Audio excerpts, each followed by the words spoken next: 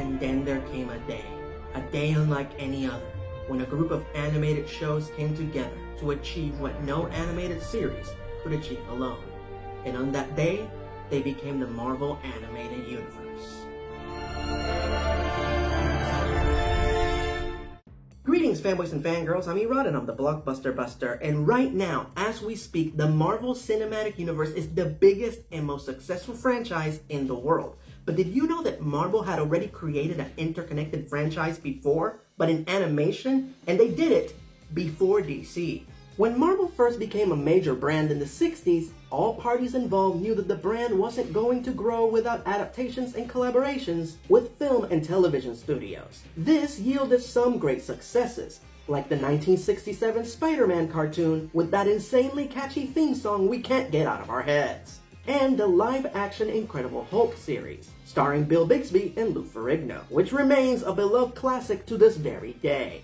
Unfortunately, it also yielded a few flops, like the Marvel Superhero Show and the live-action Spider-Man series. So in the late 70s, early 80s, long before the creation of Marvel Studios, the House of Ideas decided to take matters into their own hands and produce their own shows. And thus, they established Marvel Productions. And so began their first journey into the realm of animation. The Patty Freeling era.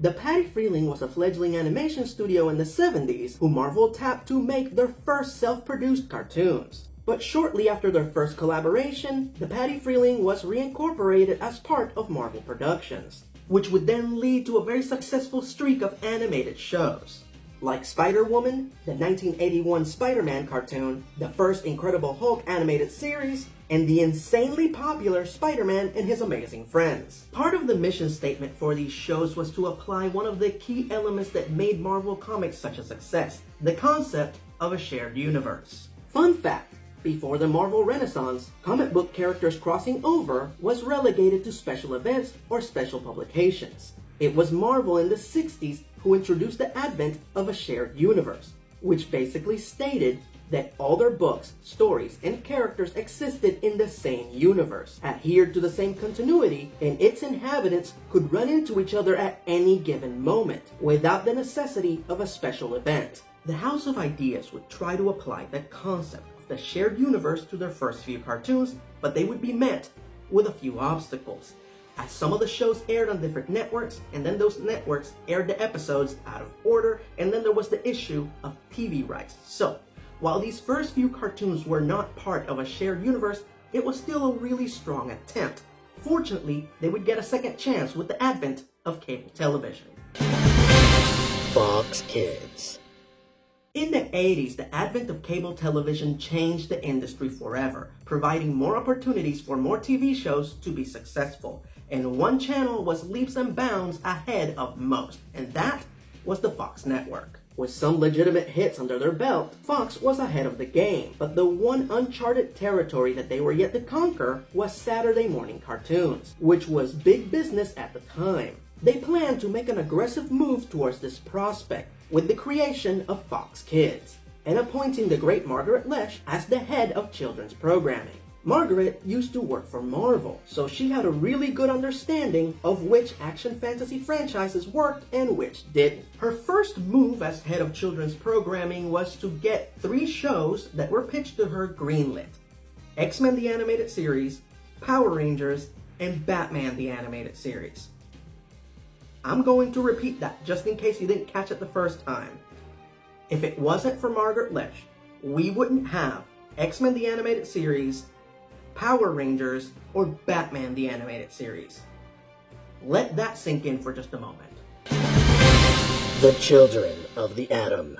For those of you who don't know, created in 1963 by Stan Lee and Jack Kirby, the X-Men are mutants, beings born with superhuman abilities, the next step in our evolution, who are sadly heavily discriminated against by humanity. So the X-Men fight for acceptance, dedicating their powers to protect those who fear and hate them against radical mutants who misuse their power for conquest, self-gain, or to push the mutant agenda. The original comic, however, was not a hit. In fact, the franchise wouldn't officially find its stride until the late 70s, during the legendary run of John Byrne and Chris Claremont, where the team would become the X-Men that we know and love, and the comic would rise to become the top-selling series in the entire comic book industry. When Margaret worked for Marvel, she witnessed this rise firsthand, so she knew beyond a shadow of a doubt that an X-Men cartoon would be a hit. Production duties were given to the Patty Freeling Marvel Productions Group, who produced the pilot, and it was bad.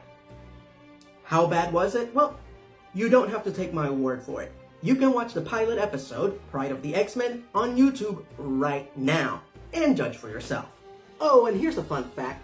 They were so sure that this show was going to get picked up that Marvel jumped the gun and commissioned an arcade cabinet based on the show. Ever wonder why the X-Men arcade game featured that particular lineup of characters, including Dazzler in her Olivia Newton-John outfit? That's because those were the characters featured in Pride of the X-Men, the pilot to the unmade X-Men anime. These good guys versus bad guys cartoon, and just not X-Men. And Margaret Loesch knew this, so she very politely asked them to try again.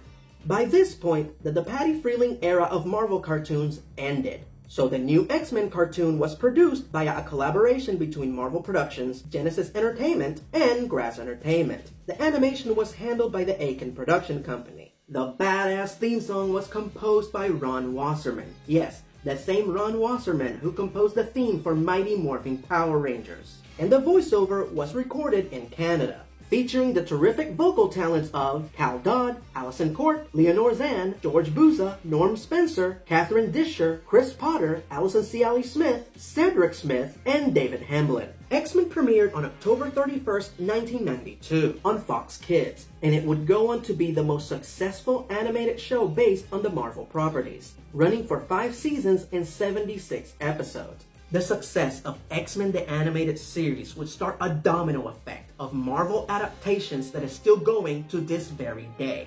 And now, let's talk about the very first show that was created directly due to the success of X-Men. The Amazing Arachnid. For those of you who should seriously be returning your geek cards, created in 1962 by Stan Lee and Steve Ditko, Peter Parker was an average nerdy teen with everyday problems until the day that he was bitten by a radioactive spider and gained the ability to do everything a spider can. Initially, Peter uses his powers for self-gain until the day that a thief that he refused to stop killed his Uncle Ben, which taught Peter the harsh lesson that with great power comes great responsibility. So from that day forward, Peter dedicates his great power to fight crime and help others as Spider-Man. In the early 90s, X-Men and Batman the Animated Series clearly established that the superhero cartoon was back. So, it was once again time for the OG of successful superhero cartoons to return. And Marvel spared no expense, assigning animation duties to the legendary TMS Entertainment. The theme song was performed by Joe Perry from Aerosmith. Oh yeah, hiring an all-star cast that included Christopher Daniel Barnes as Spider-Man, Saratoga Valentine as Mary Jane Watson, Ed Asner as J. Jonah Jameson, and Mark freaking Hamill as the Hobgoblin. And they struck a very lucrative deal with Toy Biz to produce toys and tie-in merchandise based on the series. But there was just one little itty-bitty little problem. They couldn't find a showrunner. You see, the animation industry went from producing cartoons for 3 networks to producing cartoons for a multitude of cable channels. So, by the early 90s, most of the experienced animation showrunners were pretty busy. So, after a few loose prospects and one false start, they eventually settled on prolific TV writer John Semper Jr. This would prove to be the single greatest decision in the production of this show. Spider-Man premiered November 19th, 1994, shattering X-Men's viewership and having one of the most successful runs in animation history, which was largely due to John Semper Jr., who was the beating heart of this series. While X-Men was a hard-hitting racial drama with the occasional sci-fi episode, Spider-Man was very much a serialized action-adventure series, perfectly orchestrated by Semper, who wrote 23 out of the final 65 episodes himself. and managed to maintain a clear continuity and craft multiple ongoing story arcs. Which is especially impressive when you consider the fact that Semper spent most of the production butting heads with producer Avi Arad, who was more concerned with honoring the Toy Biz deal, and would force Semper to include characters and vehicles in the show simply because the toys that were based on them were about to be released. The most egregious of all this meddling was Hobgoblin appearing in the series before the Green Goblin, simply because his figure and vehicle were due to hit the toy shelves first. And somehow, someway, Semper always found a way to make all these inclusions feel organic to the series. Also, he always made it a point to include a lot of African American characters that we generally didn't see outside the comics, like War Machine, Rocket Racer, Tombstone, the Prowler, and Blade. Yes, we probably wouldn't have the Blade movies if John Semper Jr. hadn't included the character in his Spider-Man cartoon. Oh, and here's a fun fact. The character of Abraham Whistler, who's played by Chris Christopherson in the movies, was actually created by John Semper Jr.